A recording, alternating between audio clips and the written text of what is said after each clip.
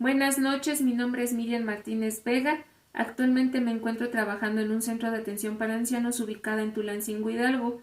Me encuentro cursando el séptimo semestre en la nivelación de enfermería en el Centro de Estudios Académicos de Puebla. Estoy cursando en la materia de fisiología y patología y esta es mi última actividad en donde tengo que exponer la fisiopatología de una enfermedad. Yo escogí POI, que estas son sus siglas en inglés, que significa pseudoobstrucción intestinal crónica. Este es un síndrome infrecuente pero con alta mortalidad que simula la de una obstrucción intestinal pero que carece del proceso obstructivo. Se produce por una alteración en la motilidad intestinal. Yo elegí este tema porque actualmente tengo un paciente en la institución que cursa con esta enfermedad y muchas veces fue diagnosticado como una obstrucción intestinal y fue internado en el hospital y al presentar mejoría en sus síntomas era dado de alta, pero era tan frecuente sus idas al hospital porque nosotros, yo incluida, pensábamos que era una obstrucción intestinal y pues realmente no, hasta que un gastroenterólogo lo diagnosticó como POIC. A mí me llamó la atención y por eso lo quise exponer hoy.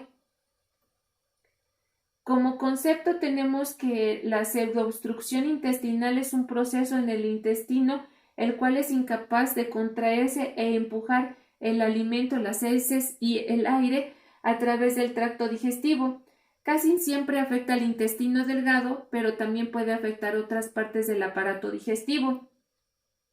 La afección puede ser súbita o crónica y es muy común en niños y adultos mayores.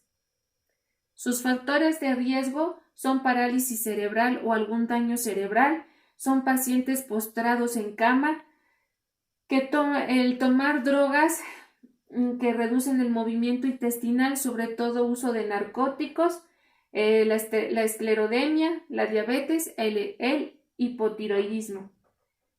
Ya entramos de lleno a lo que es la fisiopatología. Aquí las funciones del tubo digestivo es introducir nutrientes como son las vitaminas, entre otros, contenidos en los alimentos ingeridos, los cuales son absorbidos a través del intestino.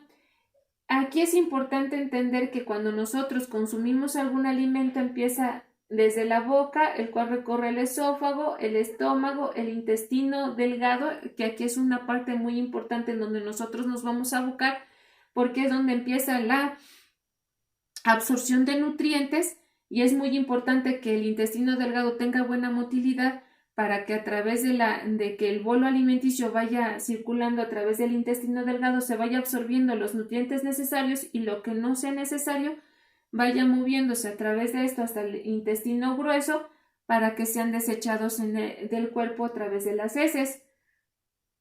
La peristaltisis del intestino delgado y la propulsión del control de la luz y el resultado de la interacción del músculo liso y el sistema entérico se deben mucho a la musculatura del intestino delgado, que está constituida por dos capas del músculo liso, que son la longitudinal interna y la circunferencial externa, las cuales son muy importantes pues van a dar la contractilidad al músculo liso, al intestino para que éste se pueda mover. Esta musculatura lisa da la fuerza y la contracción al intestino delgado para que se pueda movilizar, mientras que la coordinación y el control están determinadas por el sistema nervioso entérico. Esta es una subdivisión del sistema nervioso autónomo, pero está encargado especialmente del aparato digestivo. Este sistema nervioso entérico va a procesar las señales sensoriales y va a coordinar las respuestas motoras, junto con el sistema nervioso autónomo, que está constituido por tres categorías de neuronas que son muy importantes para lo que es la motilidad intestinal, las cuales son las sensoriales, que son las encargadas de recibir las señales desde que nosotros vamos a ingerir algún alimento. Estos ya están mandando la señal al cerebro para que mande la señal a las interneuronas, que son las que van a procesar la señal y mandar la señal a lo que es a la musculatura lisa del intestino delgado para que ahí las neuronas motoras que son las encargadas de la coordinación del peristaltismo, haga que el músculo liso reciba la señal y empiece a movilizarse. Aquí es muy importante entender que deben de estar de la mano tanto el sistema nervioso entérico como el sistema nervioso autónomo. También aquí cabe destacar que en el intestino hay unas células muy importantes que juegan un papel muy importante en la motilidad intestinal, que son las células intersticiales de Cajal. Estas son células llamadas marcapasos del intestino, las cuales generan ondas de despolarización de la musculatura lisa intestinal, y su función principal es la función motora de la contractilidad del músculo liso del intestino. Aquí cabe señalar que es muy importante que la función motora depende de la contractilidad del músculo liso junto con coordinación con las células intersticiales de Cajal, pero también juegan un papel importante sincronizados con lo que es el sistema nervioso entérico y el sistema nervioso autónomo, que en conjunto van a hacer el buen funcionamiento motor del intestino. Entonces, esto en conjunto va a hacer que tanto la musculatura lisa del intestino delgado junto con las células de Cajal y con el sistema nervioso entérico y autónomo van a hacer que el intestino delgado tenga buena motilidad y pueda haber una buena absorción y funcionamiento del sistema digestivo. Cuando hay un descontrol en esto es cuando no hay buena motilidad del intestino delgado, entonces ahí es donde se produce el problema y es cuando ahí sucede una pseudoobstrucción intestinal y es donde nosotros hay que trabajar.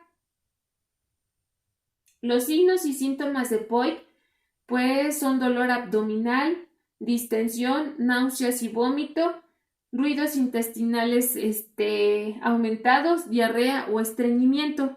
Por eso es muy común confundirse con el diagnóstico con una obstrucción intestinal porque son casi iguales los síntomas. El tratamiento de POIC se dirige a la mejora de los síntomas y al mantener una adecuada nutrición. Aquí nosotros o el médico tiene que estar al pendiente de que si el paciente no puede evacuar, pues hay que darle tratamiento de laxantes para que pueda evacuar y tenga menos síntomas y pues no esté recurrentemente con síntomas de una obstrucción intestinal. Y pues una adecuada nutrición, que es muy importante eso.